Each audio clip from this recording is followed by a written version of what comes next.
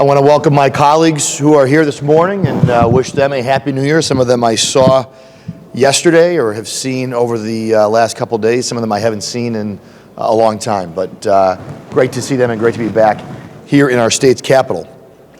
And I say it's great to be back here in our state's capital, and I sincerely do mean that.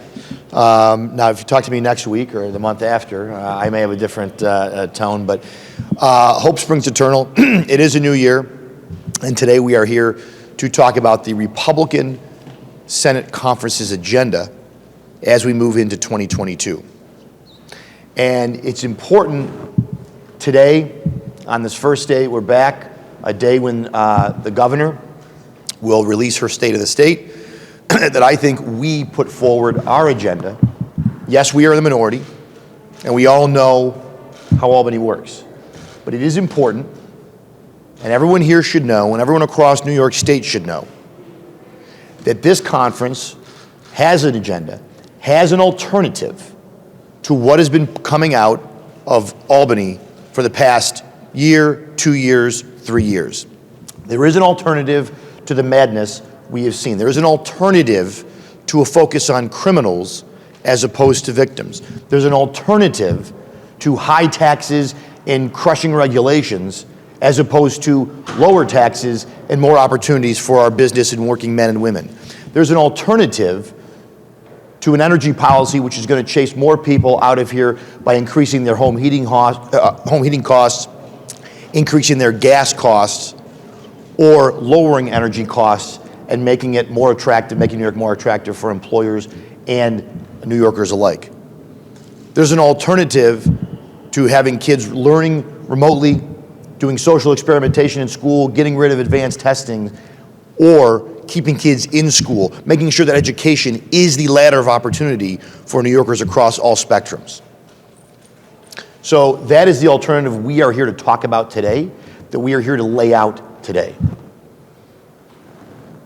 And there'll be some specific points that are going to be laid out by some of my colleagues, but I wanted to highlight one of those. You know, just this morning I wake up and I read across newspapers about the Manhattan District Attorney, who apparently thinks he was elected as the Manhattan Public Defender because his main goal, now his job is to keep bad people in jail, to protect the public. Not to protect the people that were arrested, to protect the public, the people who were victimized. We got to stop thinking about criminals as victims. I know we all want to think about, my colleagues across the aisle, they believe that the robber is a victim, that the assaulter is a victim, that the murderer is a victim. I'm here to tell you that's not true. I don't believe that. The victim is the victim of the robbery, the victim of the hate crime, the victim of the assault, the victim of the murder. That's who this conference is focused on. And I tell you what, that's who New Yorkers were focused on just a few weeks ago, when one of my colleagues, one of the authors of bail reform, got blasted in his run for DA down in Long Island. It's unfortunate that Mr. Bragg didn't meet the same result in his election, but the voters have spoken loud and clear across the state on where they stand on what's going on with criminal justice across the state.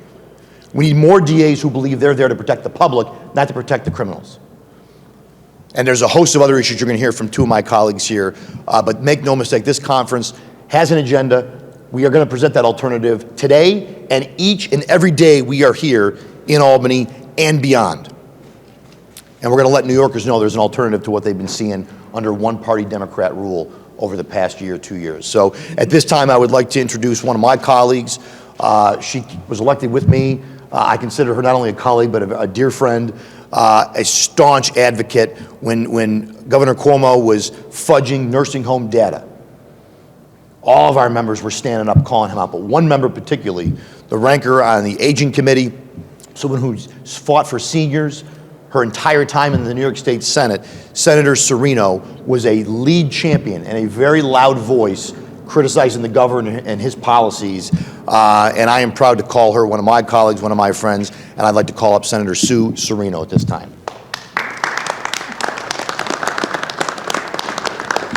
Oops. Sorry. these masks off. Thank you, Leader Ort, so much. And it's so nice to see all of the media here today. Thank you so much for being here with us. You know, I don't know about all of you, but I find it so hard to believe that we're standing here before you today, still grappling with the exact same challenges we've been facing for the last 2 years. Every day, I hear from residents who are fed up with one-party control in New York, and it's not just talk. With hundreds of thousands of New Yorkers fleeing just last year, it's clear that our neighbors are tired of government overreach, scared by the increase in violent crime, infuriated with rising costs, and frustrated that they pay the highest taxes in the nation and see so little for their return. And I know all of my colleagues, we get hundreds of emails every day, but one in particular just stuck with me, a young couple that are both working full-time, and they said, you know what, with the rising cost, we have to choose between paying for food and paying for heating and electric. I can't even imagine what our seniors are doing right now. It's time for lawmakers to wake up and hit the ground running this session to get our state back on track. That starts by ensuring that New Yorkers have the freedom and the resources that they need to thrive. It also starts by addressing the needs of those who have been especially impacted by the COVID-19 pandemic. This session, and I'm sure you're all familiar with these subjects that I'm going to talk about, we've heard from people, we need to redouble our efforts to combat the opioid resurgence with increased investments in prevention, treatment, and recovery services. And we absolutely need to bolster our mental health services for New Yorkers of all ages, but especially for our young people whose lives have been so upended by the COVID-19 pandemic. You know, we were lacking before, and now it's just so much more amplified. We need to double the funding for the Joseph P. Dwyer Veterans Peer Support Program and bolster services that ensure that our veterans and their families have access to the resources that they absolutely deserve.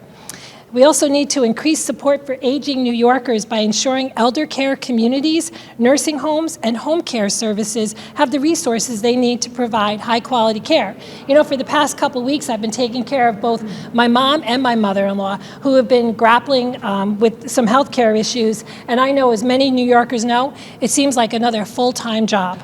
We try to coordinate care, getting them to their appointments, making sure that their homes are accessible and safe. The to-do list just grows and grows every day for New York's countless caregivers. New Yorkers need elder care systems to be simplified. And boy, do I know that more than ever now, having experienced this firsthand. We need to ensure that family caregivers have the support they need, and we need to drastically expand home care to ensure that New Yorkers can age in place in the communities that they know and love, where they feel safe and secure. Today, we must commit to putting politics aside and to advance the common sense agenda if we want to stop the outmigration, get our state back on track, and really move forward from the pains of the pandemic. Thank you so much.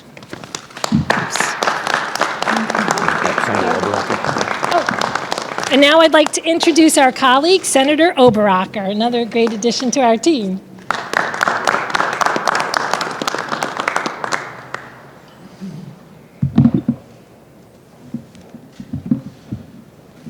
Good morning, everyone.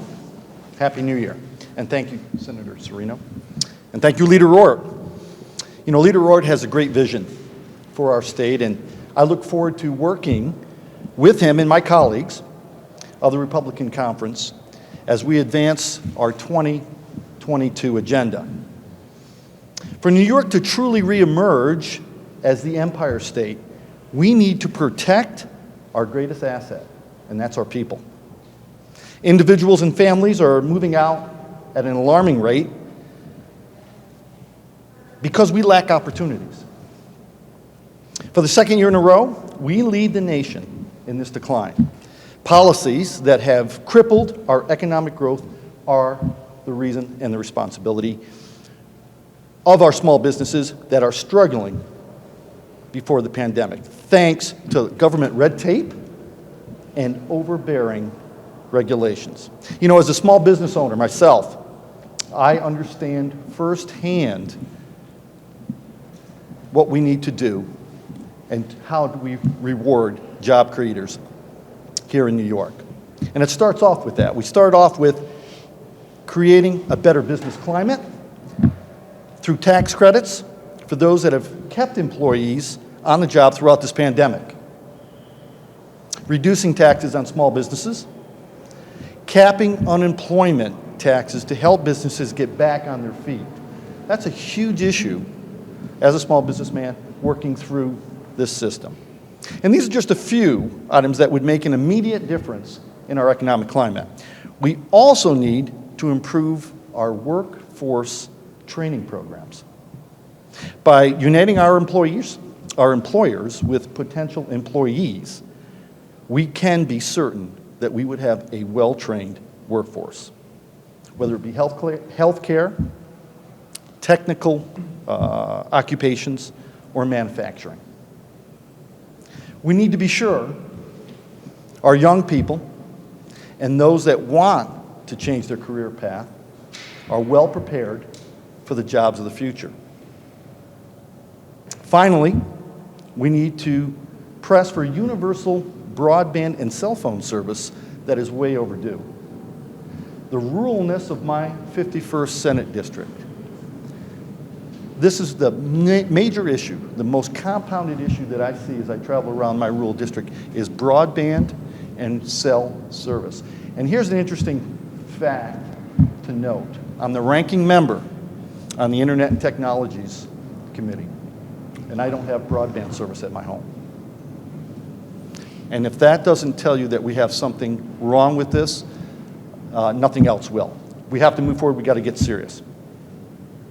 Finally, we need to press for the vital services that are being held back because of these lack of broadband and cell service. And it's not the government's role to create jobs.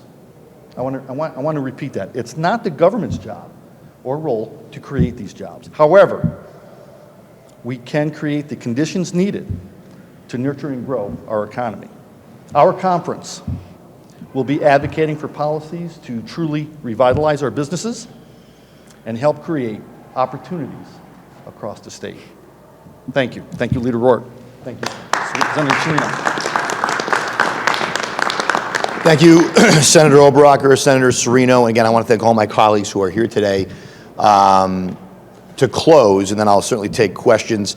You heard some policies there from Senator Serino, whether it's veterans, mental health services, both issues that have been exacerbated by the pandemic. You heard about from Senator Oberacker, broadband. We've seen a digital divide during the pandemic that I think has laid bare that unlike what former Governor Cuomo said, where everyone has broadband, clearly we don't. Senator Oberacker being one of those folks. But to sort of bring it back, the outmigration that was mentioned by Senator Serino or Senator Oberacker, I forget which one. I'm kind of a bottom line person. Give me the bottom line. Last night there was a game. What was the final score? Don't tell me how the third quarter went or how hard they tried in this play or did we win? For me, a bottom line metric on the policies, are the policies working? Are more people coming in or leaving? Are we losing population? As you heard, for the second year in a row, we've led the nation in outmigration. People are leaving New York. So you don't have to take my word for it. Nothing else really matters. The greatest threat to New York State and our future economic viability is the loss of human capital. Plain and simple. Any elected official running for governor, running for attorney general, running for state senate, if they're not laser focused on changing that trend, they have no business earning anyone's vote or even running for office. That needs to be the laser focus of every elected official. It's the laser focus of this conference and the members behind me, and it will continue to be a laser focus going forward. And with that, certainly we'll take any questions from members of the media. Has anyone here had a chance to review the recent data that was released on recidivism as it relates to bail reform? There isn't a comparison from 2019, but a bunch of data was just released with a sort of a drop-down flow chart. And if so, what did you take from that data or the Times Union article if you had a chance to look at it?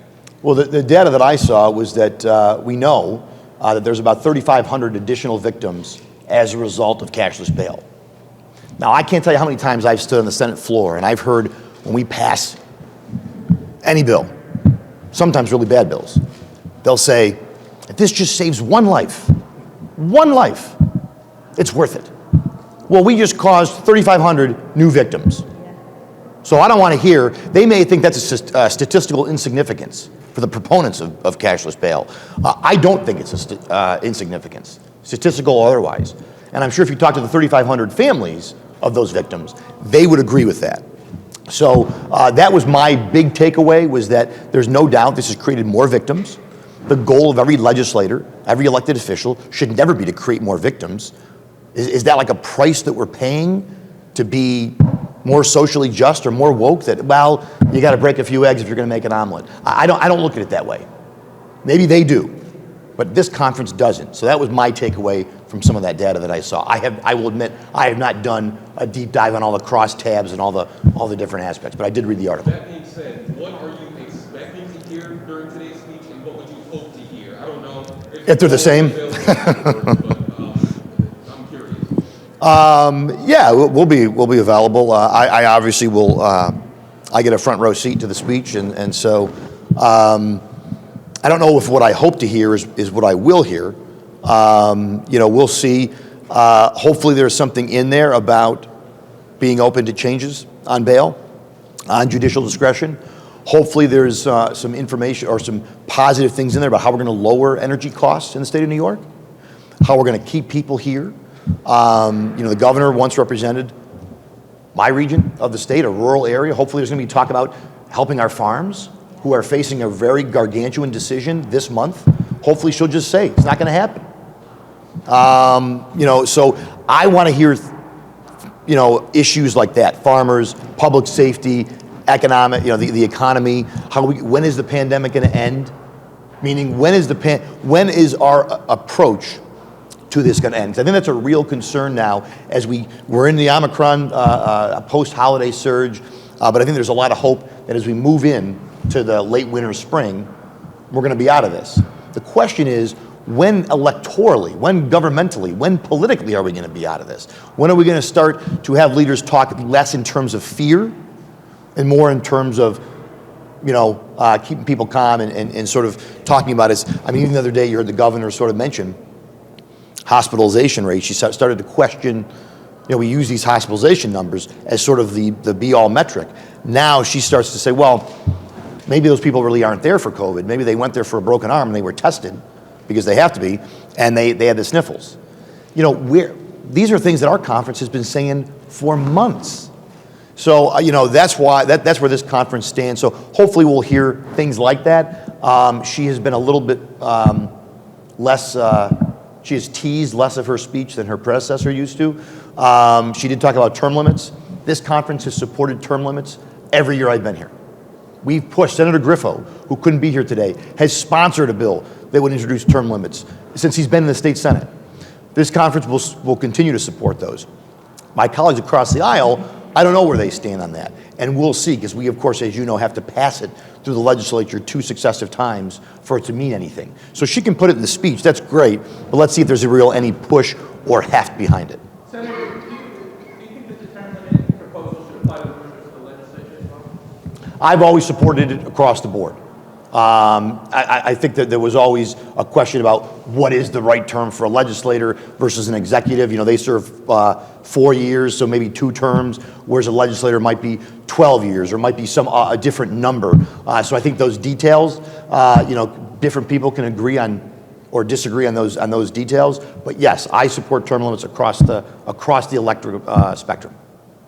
We're back here today with the public allowed into the building but not up on the first floor. Is that a good solution, or should we be doing something different? I'm going to get to that. I do want to add one thing, John. I always remind people, though, too, I can be term limited at any time. Every 2 years, I can be term limited by the people I represent. So I always tell constituents, you can term limit me anytime you want if you really got I'm doing a lousy job. So, Bill, to your question, I was very upset, and I am upset, that I get last night, when I'm at dinner with some of my colleagues, notification, and that the public who made treks down here, people who left their jobs for the day, as they are wont to do and they are protected to do, to come down here and have a rally, talk to their elected leaders. We find out last night, 18 hours before today or before the event, that all of a sudden you got to have a vaccination card or proof of vaccination or a negative test. and there's also going to be a limit, capacity on limits. I think that the idea that the governor would not have foreseen that she would have to put these policies in place is a joke. It was intentional. It was left to be done at the last minute so people would not be able to make the proper arrangements so they would have access to the building. I mean, I had even my staff held up this morning who work here.